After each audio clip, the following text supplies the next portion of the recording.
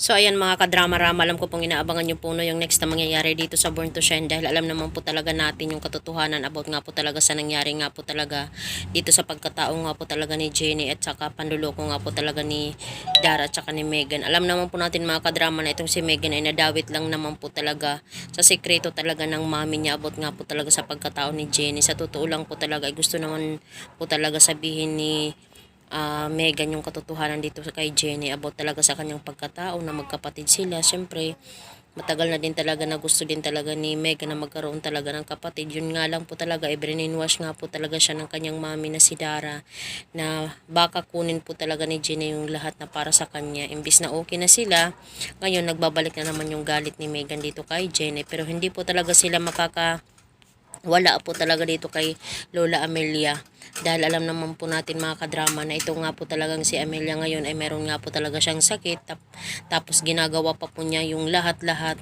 ngayon para maayos nga po niya yung lahat ng gusto niyang ayusin, lalong-lalo na yung mga properties, di ba, yung mga ari-arian niya kung kanino niya ito ipapamana. Sana nga po talaga mga kadrama ay bago mawala itong si Aling Amelia ay sana nga po talaga ay masabi niya ay malaman na nga po niya yung katotohanan at dahil nga po talaga ito mga kadrama ay malalaman din po talaga ni Aling Amelia yung katotohanan about talaga sa pagkatao ni Jenny at dahil nga po talaga dito ay sasabihin po talaga ni Aling Amelia na ngayong alam ko na naniloko nyo ako ni Dara ng mami nyo. Kay Jenny ko ipamamana lahat ng kayamanan ko at ni Dio. Diba? Sobrang napakasakit po yan mga kadrama.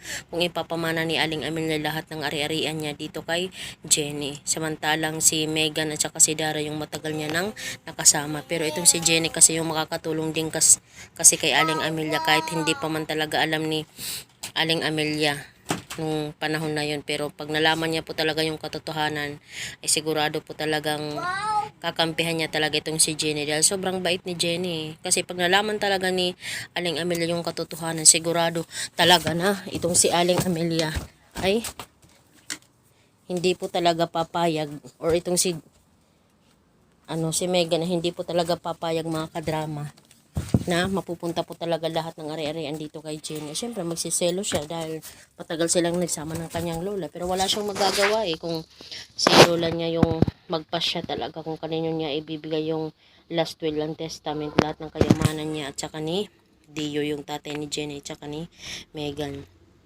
Hoping nga po talaga magbago pa itong si Aling Amelia at magpatawad po talaga siya. Diba?